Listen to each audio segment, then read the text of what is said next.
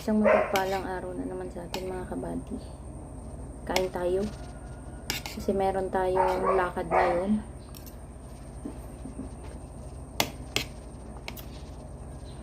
Meron tayong titignan na isang KTM Duke na motor mga kabady.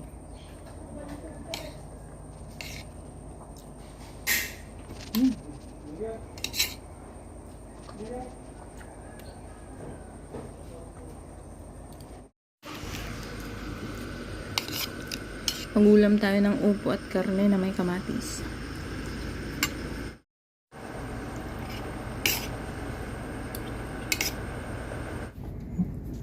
So yan, bale, biyahing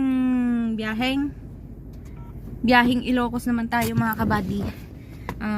Papunta tayo ng Candon. So bale may titingnan tayo na isang KTM Duke. Anong model pa?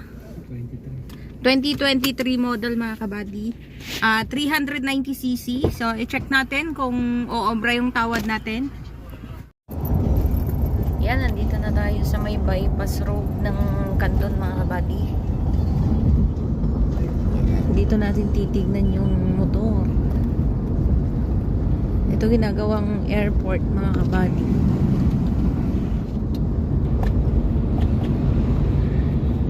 Candon, Ilocos Sur. So yun mga kabady, nandito na tayo sa location kung saan natin titignan yung Duke na 2023 model. Tapos ito ay 390cc mga kabady. So ito papakita ko sa inyo yung location. Nandito tayo ngayon sa may Salcedo, Ilocos Sur mga kabady. Yan. Ito yung property nung may-ari ng Duke mga kabady. Meron siyang maliit na gym.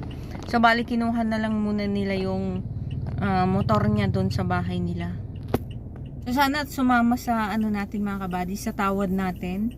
Habang inaantay natin sila, ay kanina ko pa pina-verify yung motor mga kabady. Kaso inaantay ko pa yung sagot ng nagve-verify doon sa mga sasakyang kinukuha natin. So bawat sasakyang inuuwi natin mga kabady, pinapa-verify ko po muna doon sa LTO kung wala siyang mga alarm or mga records sa highway patrol at sa LTO mga kabady, para sure na malinis yung papel ng kukunin natin. Then i-check na lang natin yung papel mamaya, i-check natin yung unit, kung pasado, kung papasa din sa tawad natin, ayun, iuwi natin siya mga kabady. So yun mga kabady, papakita ko sa inyo mamaya.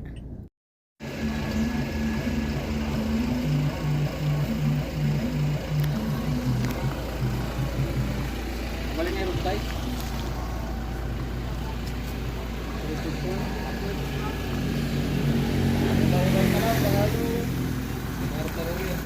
Nagbabayaran na sila mga kabady.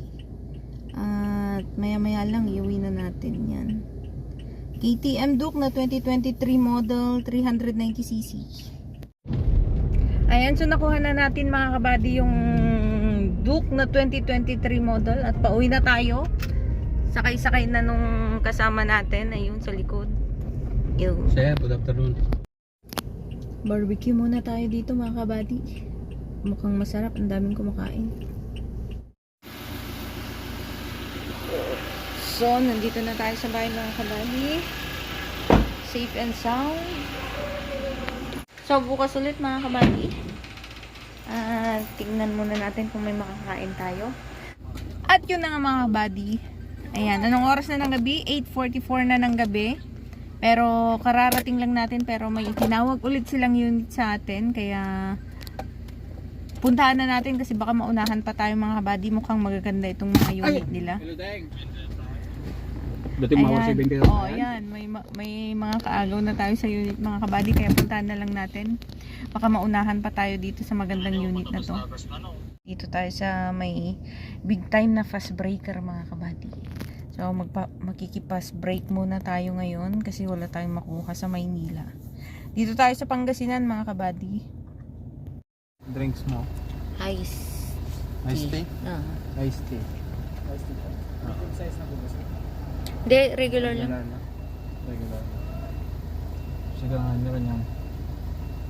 Tapos sir. Tapos Yan, humirit pa kasi mga kabady. Ayan, tuloy. Sablay ang unit. Miss na nakatulog na tayo ngayon mga kabady. Eto, napuyat tayo. Ano price na? Gumastos pa sa diesel. Nagutom. Anong oras na mga kabady? Di pa tayo Pineapple kumakain. din. Pineapple is din po. So ngayon, kain muna tayo. Opo sir. Isang price. May price ba yung 2 piece? Wala. Wala sir. Medyo malayo-layo pa tayo sa bahay mga Isang kabady. regular na.